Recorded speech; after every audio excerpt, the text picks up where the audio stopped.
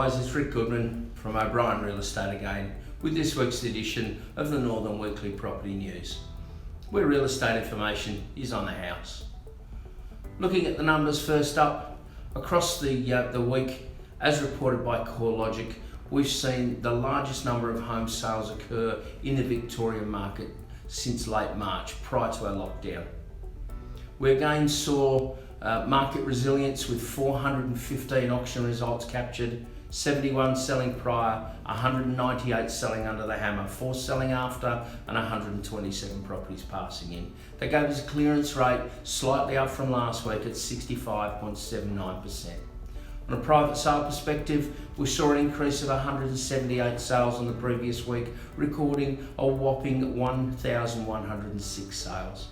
With the exception of some hotspots in Victoria, Australia has COVID-19 largely under control. There is no doubt Victoria's current situation is unique, with the tighter measures being adopted again.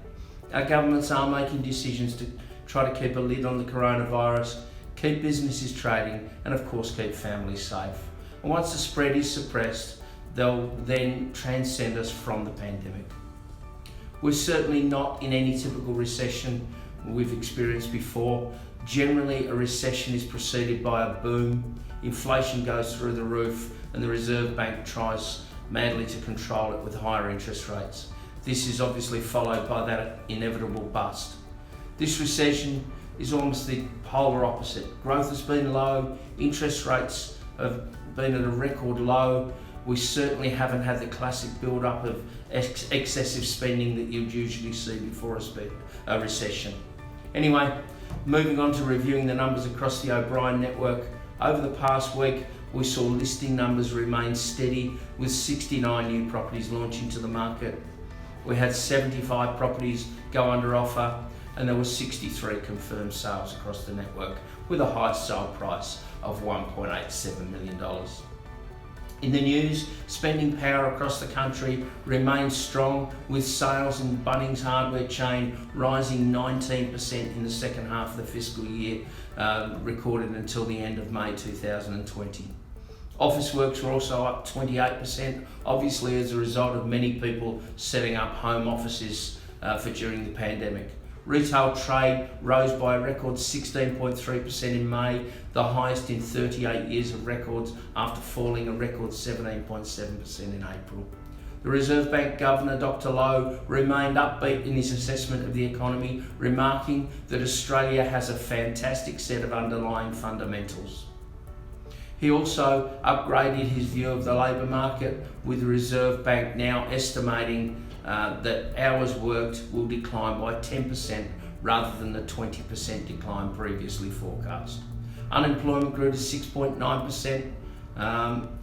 You'll notice that the graph on your screen that Australia's unemployment has been experiencing an upward trend, but you can also see it's still a far cry from the 20% achieved in the 1930s and the sub 10% bracket in the 1990s recession.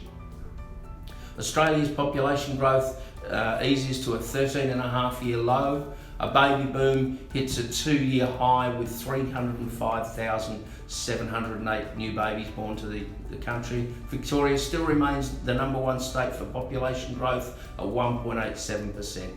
Good news for first home buyers, a fresh batch of the $10,000 deposit scheme places is going to be released for the new financial year commencing the 1st of July. For information, Google the NHFIC site.